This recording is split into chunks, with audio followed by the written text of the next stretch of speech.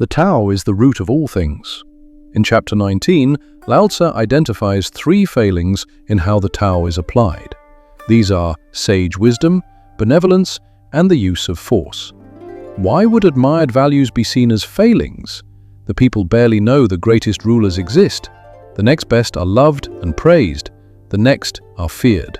The worst are despised. Laozi believed Confucian and legalist approaches were not ideal. Only the highest order of rule represents genuine politics. This supreme order is known as Tai Shang. How does one reach that highest order? Why have later generations honored Laozi as Tai Shang Lao Jun?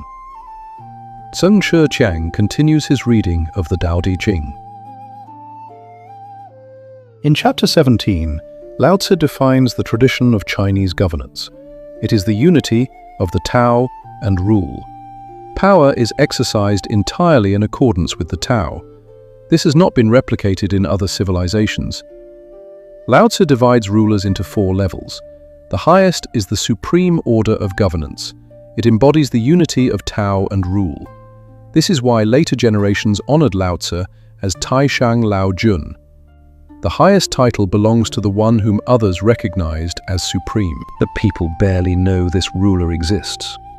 They have a vague sense of a governor, yet they cannot say who it is or what he has done. Think of fish in water. The relationship between fish and water is entirely natural. The water does not ask for gratitude. The fish do not think of the water's provision. They simply forget one another in the effortless flow of things. Each person finds their own ease and contentment. This is the poetry of the highest governance. The next level is loved and praised. Ruler and people admire one another. This is the Confucian ideal of rites and music.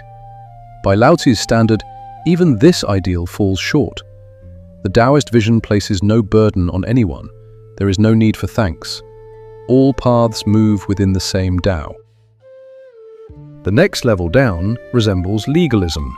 In Laozi's time, these tendencies were only beginning to emerge. Today, we speak highly of the rule of law. In truth, it is something to be humbled by. The people live in fear of breaking the law. The government responds to wrongdoing with punishment. This falls short of an ideal form of governance.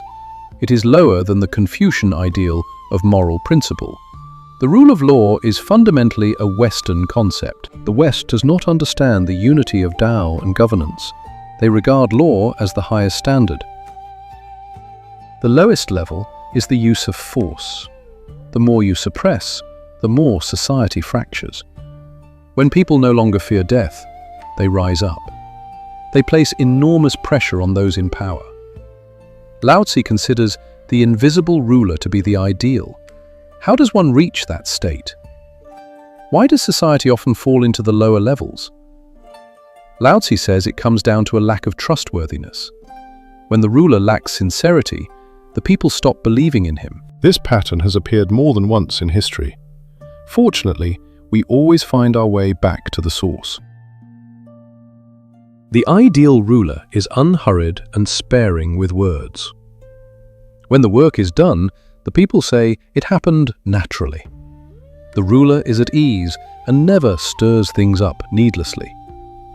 This connects to acting through non-action and teaching through silence. Laozi urges us to close the openings in our face. The eyes can close, so do not look carelessly. The mouth can close, so do not speak unnecessarily. The ears cannot be closed, and that is fine. Let the ears remain open to every sound. From that, you will know how to respond. To be sparing with words means to hold them in high regard. Words in abundance invite trouble. Disaster enters through the mouth. This does not mean doing nothing. Quiet and stillness bring about great peace. This enables the people to flourish in tranquility. The people do not say, "It was the ruler's gift." They feel no need to give thanks. Traditional Chinese civilization has no religion in the conventional sense.